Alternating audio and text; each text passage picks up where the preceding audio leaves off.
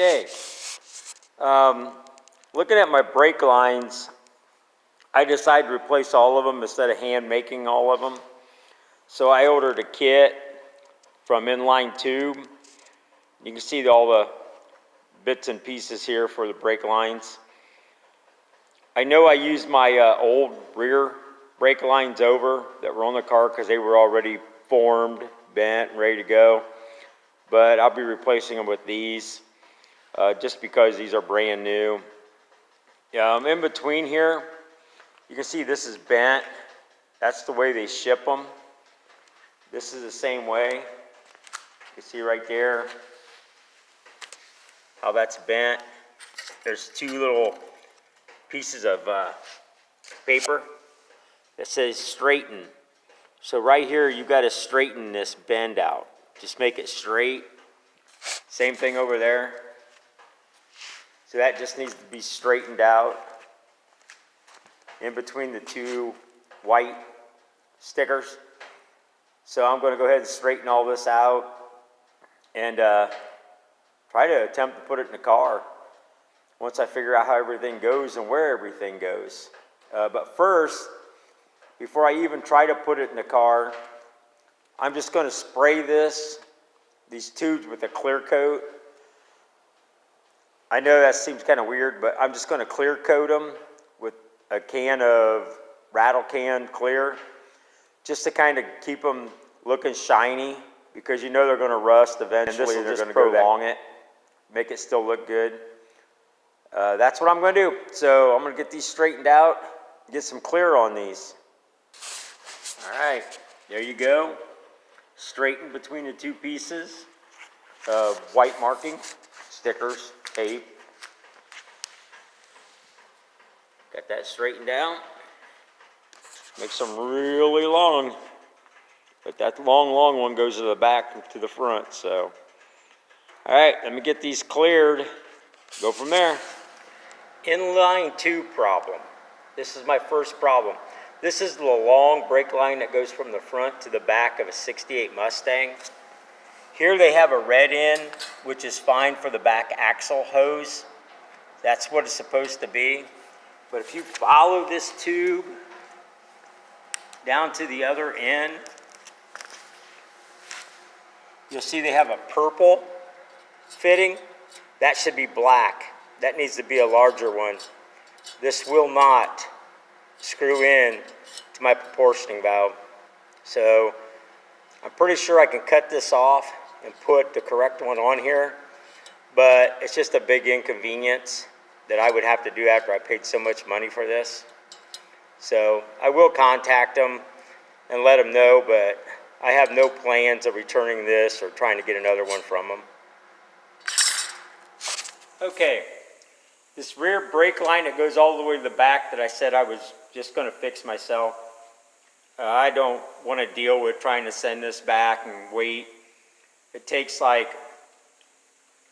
I think it's a week for them to make these because they're custom made. Like I said, I'm not going to wait that long. So what I did is I cut this flange off, the double flare, and I'm going to remove their purple fitting. So I've taken that out. It's the wrong one anyway. I've taken a file, I deburred it, I've leveled it out, and I cleaned the hole out, reamed it so that it's round, like that. So now what I'm going to do is put the correct fitting on it, which is an old fitting I have. I'm going to put that on there. Then I'm just going to go ahead and flange this myself.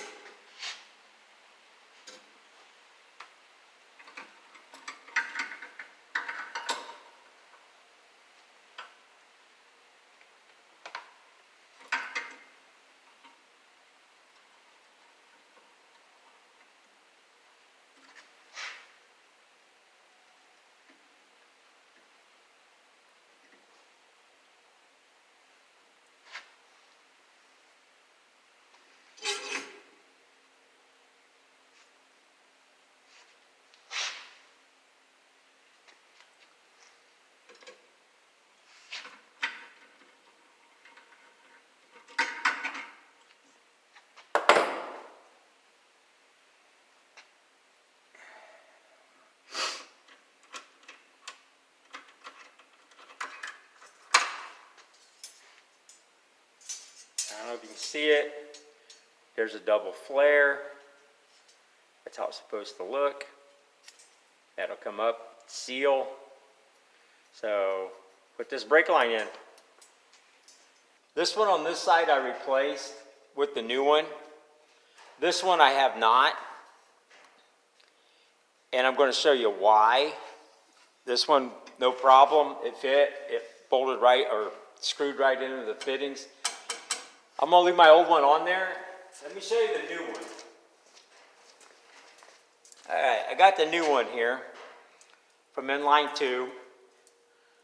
So this is the second line I've had problems with. If you put that over there where it belongs, see how far that goes out there? I'm way over here,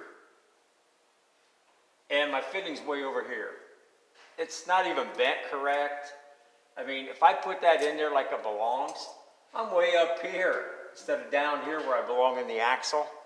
So my options are to modify this one by cutting it, bending it, and making it fit.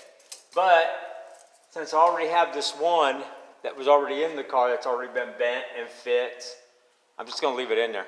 There's no sense in screwing with this. So let me show you the rest of the lines. Okay, that one that goes down the center, you can see it fits fine. It curves fine. Travels all the way up to the front.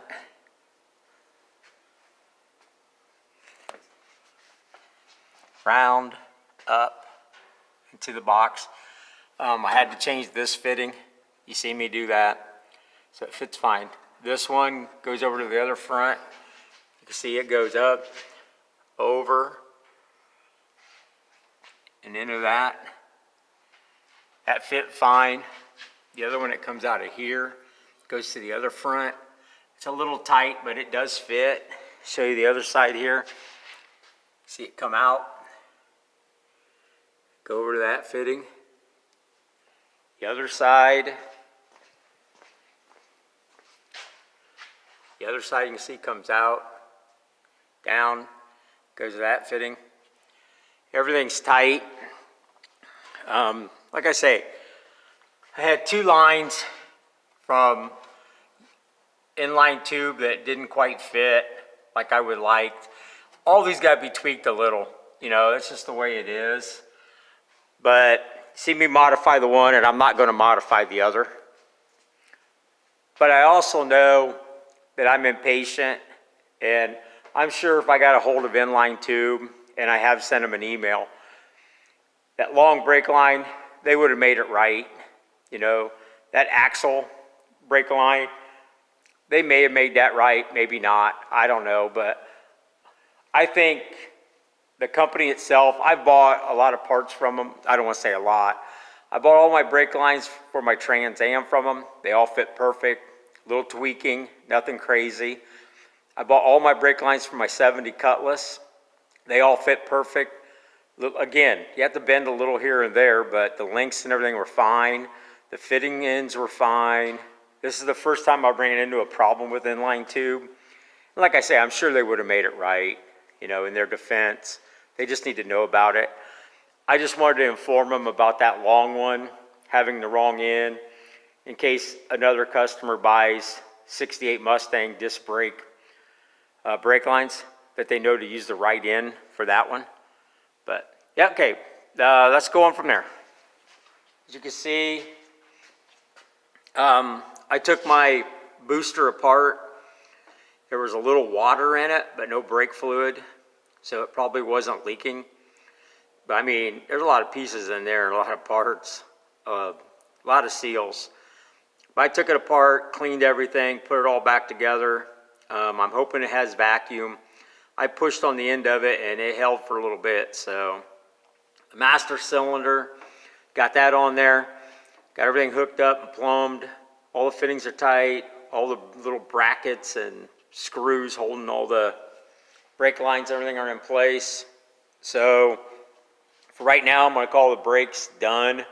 I still have to put the brake pedal inside. I still need to paint that dash before I really start putting anything together in there. I'm waiting on my firewall pad that goes on the inside. Unfortunately, that was 2 weeks back ordered, which great. You know, I was hoping to have it in long before so I can get a bunch of this together. So I'm just gonna push on with something else here. I think I'm actually gonna put the tie rods and things in. Well, I have this stuff laid out on the table. There's not a whole lot there really, is there? Gonna start putting this in the car. We'll go from there. Shouldn't take too long to put this little bit of stuff in, I wouldn't think. But let me see. I need to go find some parts for that. Oh, no, I don't. I see them. Let me see. Guess we'll put the tie rods in first. When I did these, I wrote on them when I put them together, so I know this is a driver's side inner. Right now we're just going to loosely kind of put them together. And we'll tighten it all up here in a little bit. Passenger's inner.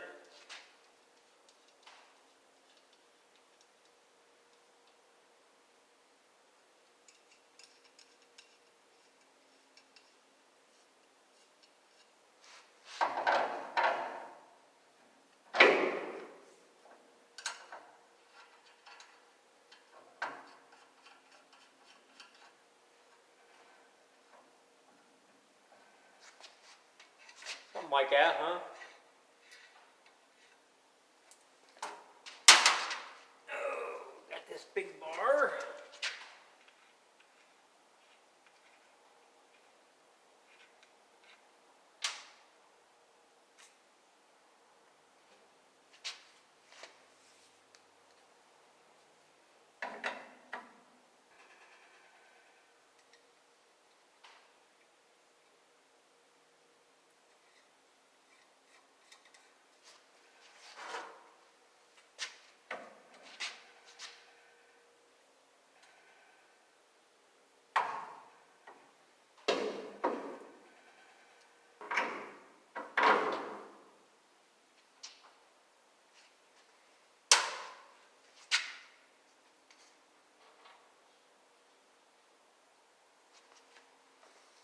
Oh, something. There it is.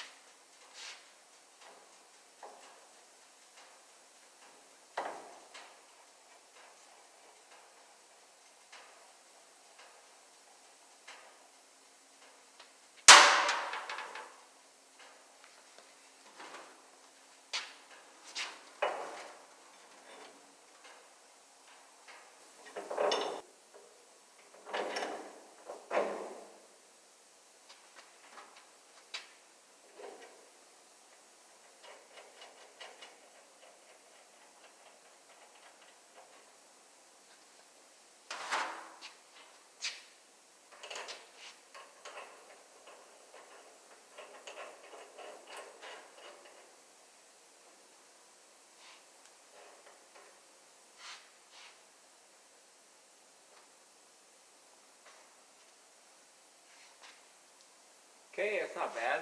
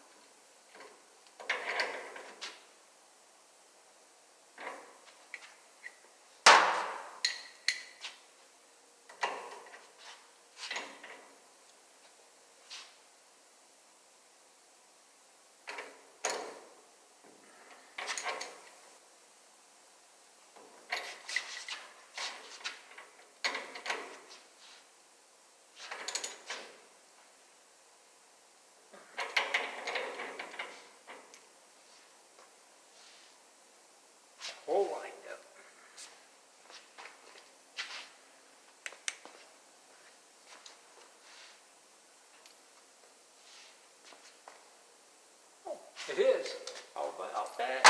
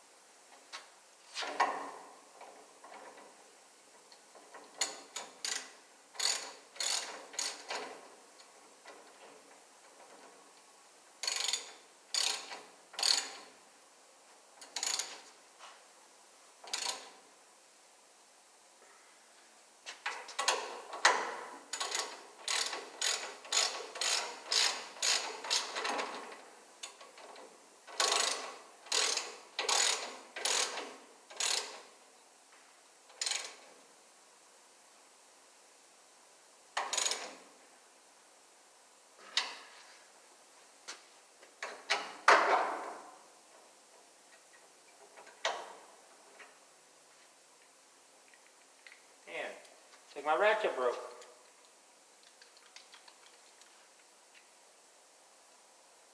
How about that?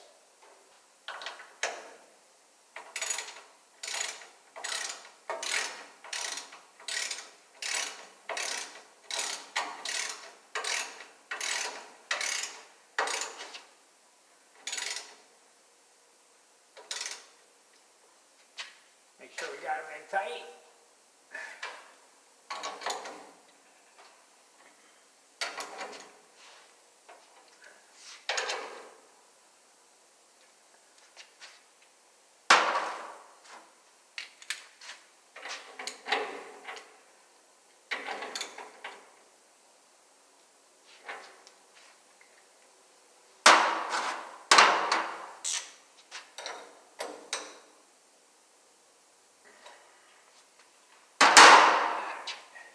Find a socket for this big nut.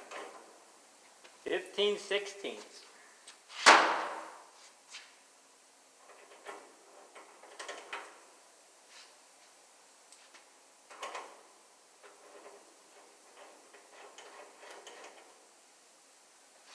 We'll use the impact on that.